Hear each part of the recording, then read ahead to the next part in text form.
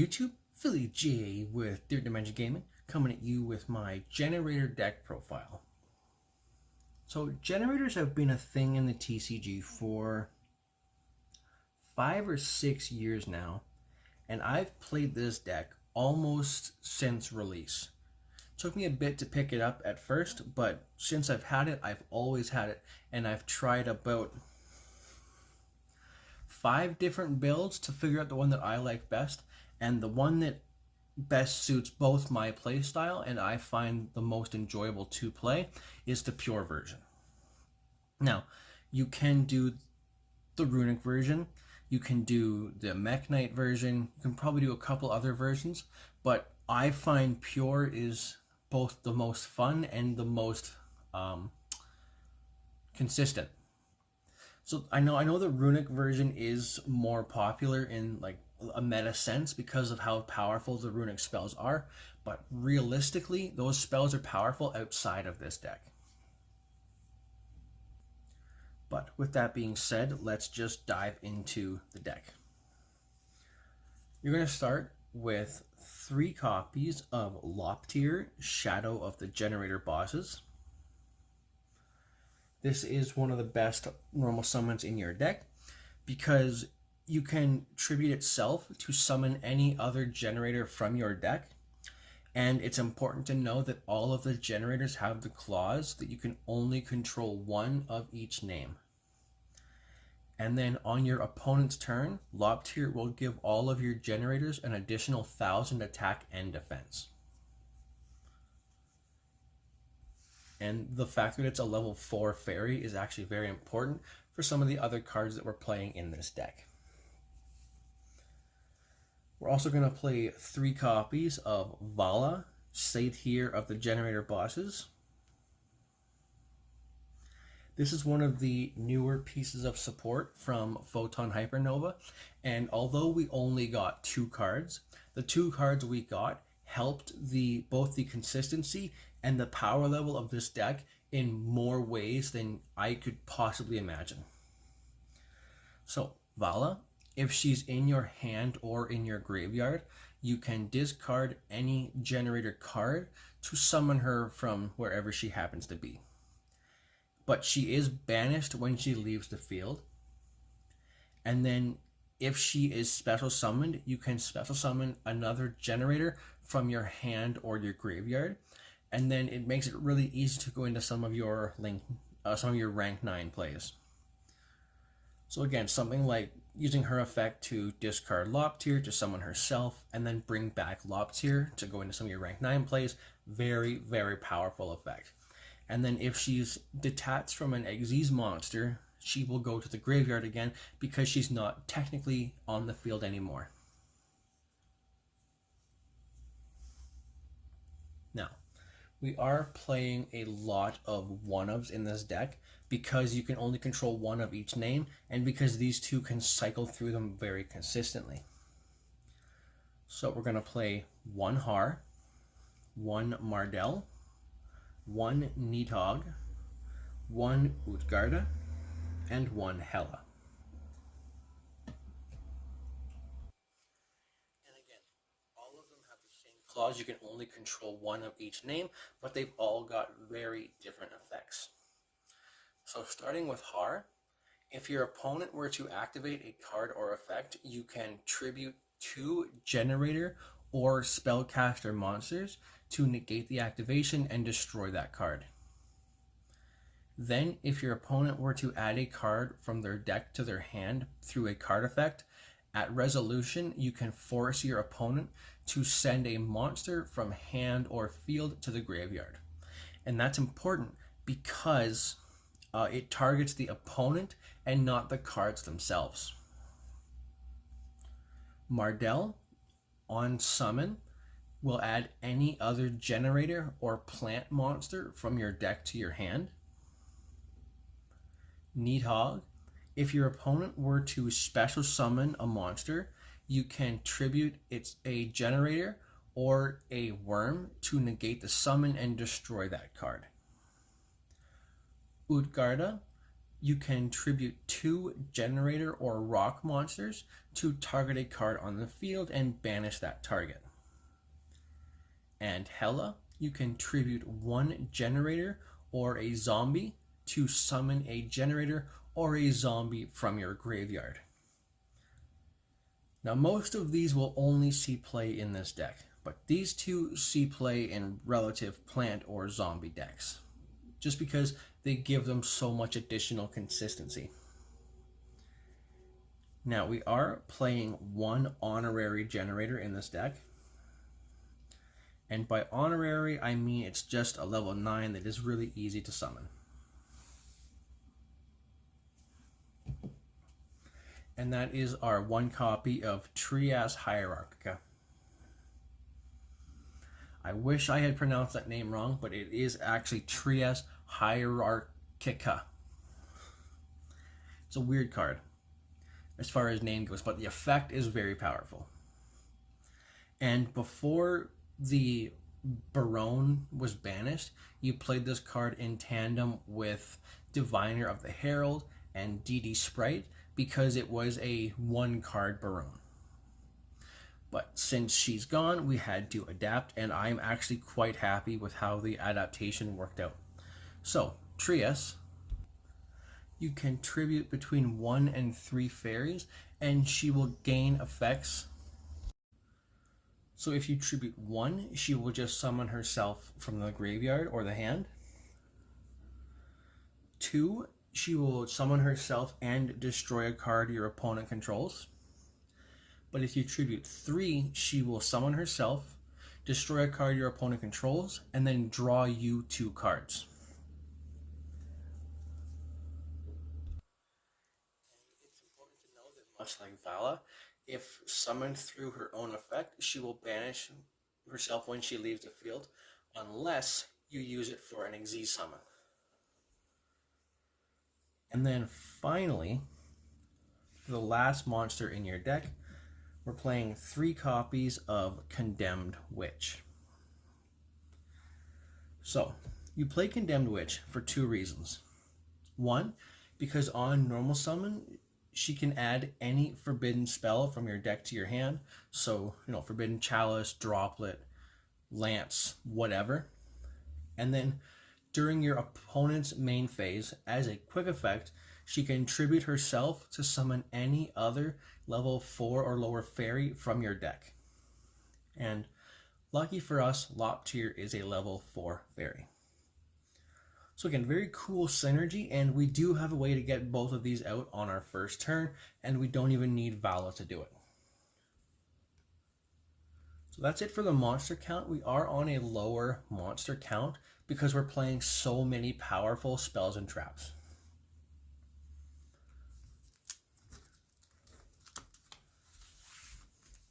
And speaking of these spells and traps, we're going to start with 3 copies of Generator Boss Stage. Boss Stage, when your opponent would add a card from their deck to their hand, including their draw phase, you can summon a generator from your deck and then summon as many generator tokens as possible. And it's important to know, depending on how you open, if you summon 5 monsters, your opponent can hit you with a Nibiru. It's also important to know that the summon from deck effect is on either player's turn, and it's a soft once per turn. But the summon of the tokens is hard once per turn and is only on your opponent's turn.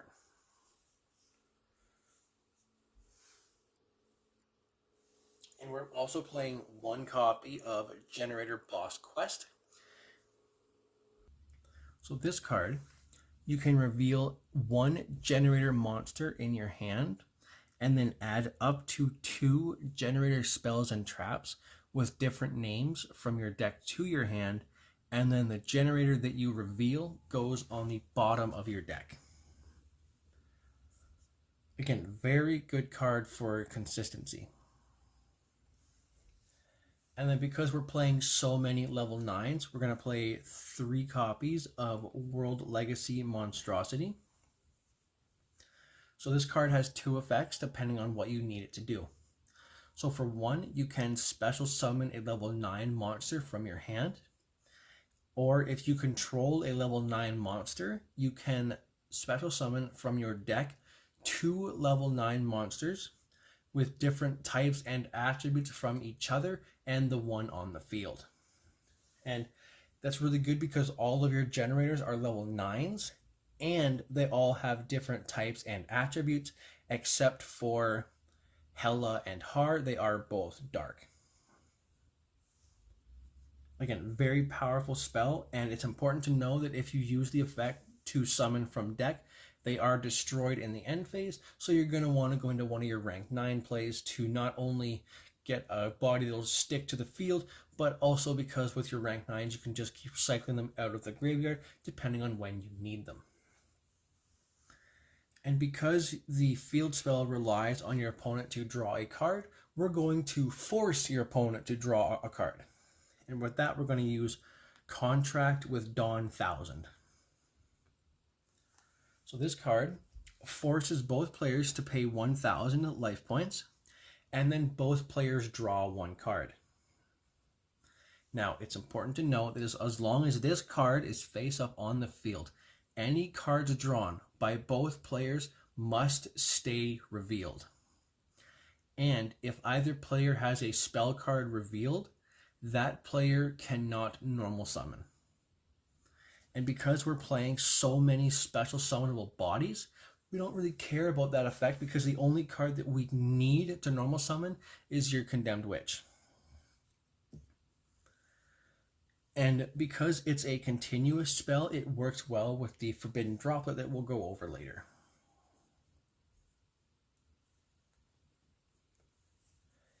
And because we want a way, if we happen to open both Condemned Witch and Loptier, we're going to play 3 copies of Valhalla, Hall of the Fallen. So this card, if you control no monsters, you can special summon a fairy monster from your hand, and you can only gain that effect once per turn.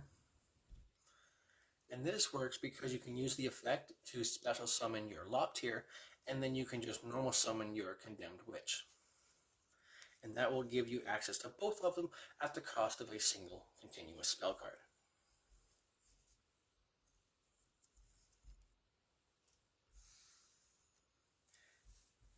And now we're also playing 3 copies of Forbidden Droplet. Now, I was positive that I had 3 copies of Droplet. I was so sure that in fact I put the deck together and realized I only had 2 and couldn't figure out where my third one was. And I spent about 3 hours yesterday and today looking for my third Droplet, and I just can't find it. So you should play 3. Somehow I only own 2.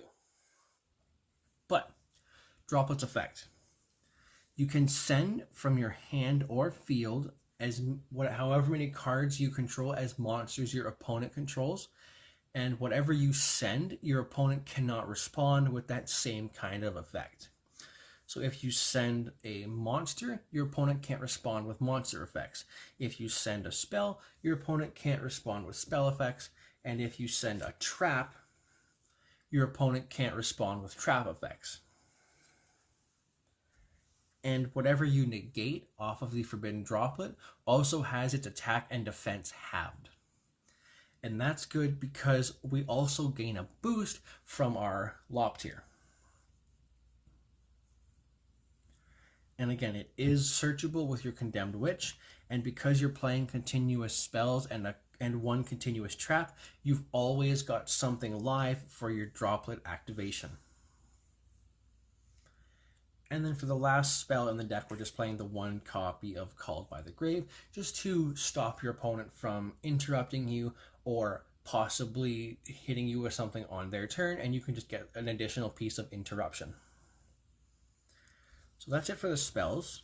Now we are on quite a few traps actually in the year of our Lord 2024. We're going to start with 1 copy each of Generator Boss Room and Generator Boss Fight. And you'll notice that all of the generators have the word boss in them. And that's because the lore of Generators are based on a Dungeons and Dragons game, and all the Generator monsters are the bosses in the dungeon. So, Generator Boss Room, when your opponent would activate a card or effect in response to a Generator card or effect, you can discard a card and change the effect to both players draw one card. And that's really good because it changes the effect, it doesn't negate the effect. So any card that says you can only use this card, you can only activate this card, whatever, cannot be activated again because technically it activated and resolved. It just didn't resolve how your opponent wanted it to. And Generator Boss Fight, you can activate a Generator field spell from your deck and then force your opponent to draw one card. And that's good because the Generator boss stage effect to summon a Generator from the deck is a soft once per turn. And because it forces the draw, it will trigger your boss stage. Now, we're also on a lot of cards that just say no to your opponent. Because we play more on the opponent's turn than we do on our own, we're going to play 3 copies of Solemn Judgment and 3 copies of Fists of the Unrivaled Tenyi. So Judgment, when your opponent would activate a spell, trap, or summon a monster, flip Judgment, pay half your life points, negate whatever it is, and destroy it. And that's really good because life points don't matter unless they're 100,000 or they're 0. Or time is being called.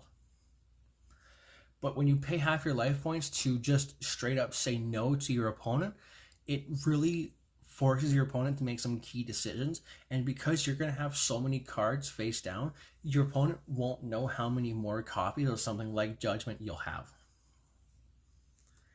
And then for Fists of the Unrivaled Tenyi, while you control a non-effect monster, aka one of your tokens, and your opponent were to activate a spell, trap, or monster effect, flip this over, negate the effect, destroy the card, ta-da. So you've got 6 cards that straight up say no to your opponent, and one of them is legitimately free, and neither one is once per turn. So that's it for the main deck. For the extra deck, I will say the extra deck in Generators is very loose. You really only need 6 cards. So we're going to play 3 copies of Leviathan, Generator Boss of Shadows, and 3 copies of Jormungandr, Generator Boss of Eternity. So Leviathan and Jormungandr both have the same requirement of 2 or more level 9 monsters. Now, Leviathan's effect says she can tribute herself to summon Jormungandr, and then your opponent, and then whatever materials she had when she was tributed, so whatever monsters were under her, you can attach to Jormungandr from either player's field or either player's graveyard. And what that means is that at a non-targeting effect, you can just absorb your opponent's board to beef up your own monster. And then Jormungandr will gain 1,000 attack times the amount of Exy's materials that it has. And then you can detach a material. Both players draw 1 card, which will again trigger your boss stage and possibly even your Har. And then both players must attach a card to Jormungandr from hand or field. Which again, so you detach a material to beef him up more, to trigger your field spell, to trigger your Har, and you just keep gaining advantage. Once this deck gets going, it's very difficult to stop.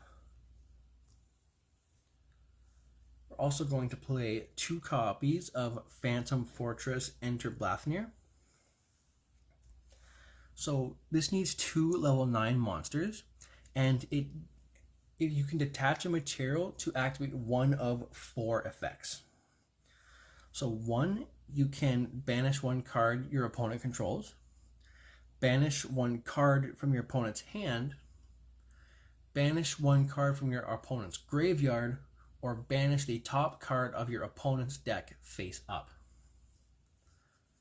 Again, hand control, hand knowledge, whatever you need to do with this card is very powerful because it puts your opponent off of so much and it gives you knowledge about what your opponent is playing. We're also going to play 1 copy of Sacred Tree Beast Hyperion. This needs 2 level 9 monsters. So during your turn, if you activate a spell, trap, or monster effect, Hypertron will equip an Xyz material of the same type from your graveyard to itself. And then on your opponent's turn, if your opponent would activate a spell, trap, or monster effect, you can detach the same kind of card, spell, trap, monster, to negate the activation and destroy that card. So it's kind of an omni-negate in that it kind of beefs itself up on your turn and then utilizes its effect on your opponent's turn. And then one of the tech cards I'm playing is number 9, Dyson Sphere. If your opponent were to attack Dyson Sphere, you can detach a material from it instead and negate the attack. And that's once per battle. So however many times you need to do it, you can do it. And then if this card has no material, you can attach 2 material from your graveyard to it as Xyz material. Then on your turn, if your opponent controls a monster with higher attack than you do, this card can attack your opponent directly. Again, it's kind of a card that's good in time, and it kind of just forces your opponent to kind of sequence their attacks in a very specific way. And then for the last Xyz monster, we're just playing the 1 copy of Zeus.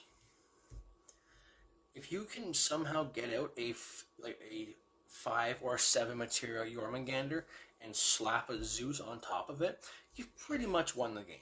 Because that is going to be very difficult for your opponent to deal with. Because Zeus is not once per turn and it wipes the board.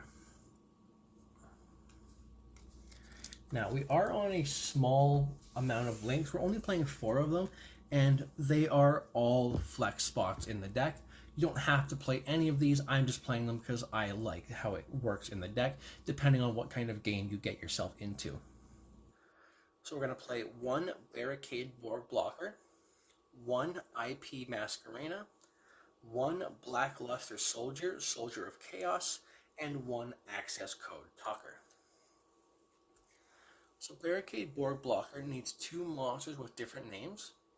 You can discard a card to grab a continuous or field spell from your graveyard and put it back in your hand. And as long as this is on the field, your opponent cannot destroy field spells with card effects. IP Masquerena is just a quick link on your opponent's turn, or linking on your turn depending on what you need it to do, and whatever she is used as link material for cannot be destroyed by card effects. Now, Blackluster Soldier on his own cannot be destroyed by card effects, but he does need 3 monsters with different names.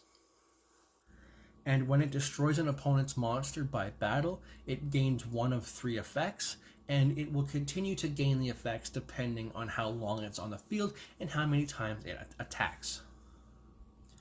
So for 1, it can either gain 1500, or it can attack twice in your next battle phase, or it can banish 1 card on the field. And depending how you sequence these, it can become very, very powerful, because if you do the double attacking effect first, then on your next turn it can attack again and then become 4500, and then attack again and then gain the additional banishing effect. And then Access Code Talker is kind of a game ender if you get stuck in a really weird kind of a game. or if your opponent's got something like there can be only one on the field and you kind of need to get some of your bodies off the field. So Access Code Talker needs 2 or more effect monsters. And then if you use a link monster to link summon access code, it will gain 1000 attack times the link rating of the monster you use to summon it. And then you can banish a link monster from your graveyard to destroy 1 card on the field. But whatever you banish, you cannot banish a card of the same attribute for the rest of the turn. And then as a piece of personal flexing, I've also got, and what you will need for the deck is 4 tokens, and I am lucky enough to have 4 Generator tokens, which I understand not everyone will be able to get because they fluctuate in price so much. But with that being said, that's it for the deck profile. Make sure to let us know what you think down below. Let me know if you think I could improve on the deck in any way. Make sure to like and subscribe, and we'll see you next time.